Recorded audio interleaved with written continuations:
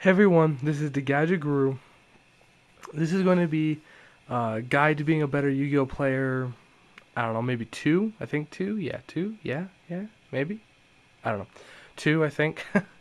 um, and I'm going to tell you one of the biggest um, hints or tips that I can ever give any player, and I'm not joking here. This is probably the number one most greatest tip I've given out to anyone who's asked me, you know, because whenever I go to my regionals or locals, I'm always topping. Like, no matter what deck I run, I'm always topping and stuff. And people are like, how are you doing that? How are you doing that? And I've been accused of stacking. I've been accused of cheating. I've been accused of the whole Shimon, and I don't do any of it. Um, and, honestly, how I win 90% of my games is not even... Okay, let me put it this way. Most duelists think, hey, if I know my own deck in and out, I can't lose, okay? That's their theory of thinking. They think, if I play enough with this deck, if I play test it enough, if I get all my rulings, in my head right, if I remember all my combos, etc., I can't lose. That is not true. That is not true that's not even close to true. And in fact, it's so far from the truth, it's kind of ridiculous.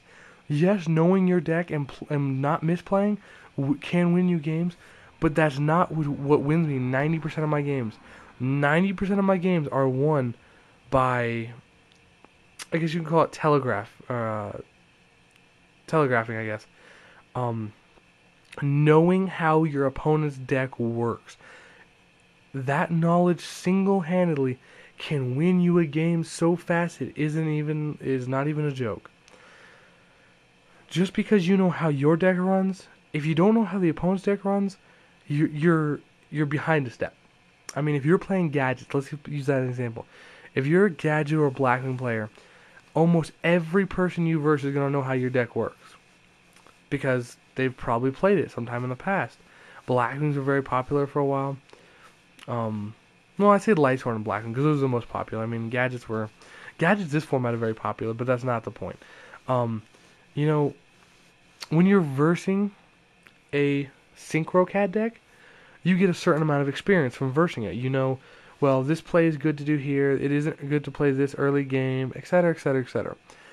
But when you're actually playing with it against people, you learn, like, how the deck works and how long it takes the deck to get off, and, if you do something or wait and then do something at the right time, how devastating it can be to the deck. And honestly, I will play with all the varieties of decks. I mean, I play with Blackwing, I play with Gadgets, I play with Batteryman, I play with Burn, I play with Samurai, I play with all of them. And I play them so that I know how they work, how the interchanging of the deck works. So that when I play them, I know exactly how to shut them down just that fast. I mean, if you know how your opponent's deck works, you know how just to, oh look, I stop your entire deck. And honestly, I was talking a bit about this with Blitz Hits, and I was explaining some of this to him, and he was agreeing. And I was like, I should really make a video and explain this to people. Maybe it'll help them. So, I mean, when you're versing a Blackwing, you know that, okay, they're going to try and summon, like, okay, say I'm playing Gadgets versing a Blackwing. A lot of Gadget players will try and stop everything the Blackwing player does. They summon a Bora, they'll bottom us. They summon a Kalut, they'll trap hole. They summon this, they'll do this. And honestly, you don't do it. It's not worth it. If you have a gadget on the field, all the gadgets are buffers. If they summon a freaking Bora on me and run over my yellow for 500, oh my goodness, 500 will kill me. What shall I ever do? I'm not wasting my bottomless or something on a Bora. I'm just not. Bora is not worth my time. I'll smashing ground his ass, I'll hammer shot him, I'll fissure him, but I'm not wasting my good cards on him. Now, on the other hand, Shura? Oh, hell yes. You want to get rid of Shuras. Those are one of the biggest problems you have, because if they get that Shura off and run over your gadgets, then they start swarming.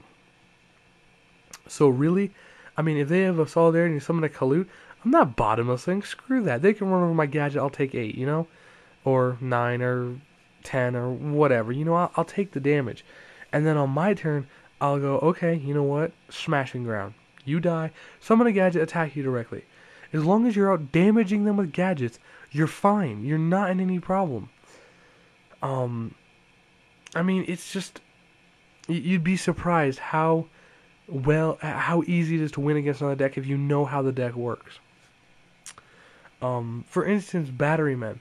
A lot of people when they play Batterymen think, well, if I save my oppression face down until they try an OTK, then I can stop the OTK. That is not true. 90% of Batteryman decks run Trap Stuns and Royal Decrees. Your oppression won't mean shit. What you need to do is get as much field presence as fast as possible before they get their OTK. So when they try and go, and go bring back a double A, and then try and Inferno it.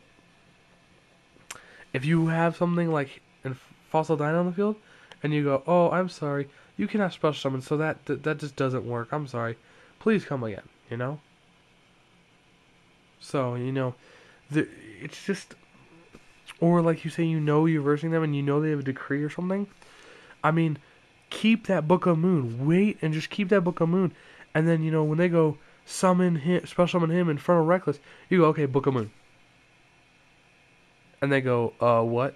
It's, you gotta wait and know when to use your cards. But it's telegraphing. If you know your opponent's deck inside out, you can beat them so much easier and so much faster. So really, guys, don't focus on your deck 100%. I mean, yes, you need to know your deck, okay? I'm going to say that now. You need to know your deck in and out. Don't make misplays with your own deck. But knowing your opponent's deck can give you so much advantage, it's not even funny. Infinitely much more useful than a Dutch Shooter or a Mind Crush or anything like that. So, don't be so narrow-minded. Once you got your deck down pat, try other decks, learn how they work. So when you verse them in a tournament, you can go, okay, I know how to shut you down now. I'm going to win. So this has been a How to Be a Better Yu-Gi-Oh Player by DaGadgetGuru. I hope this helps you guys, and I'll catch you all later. Alright, bye.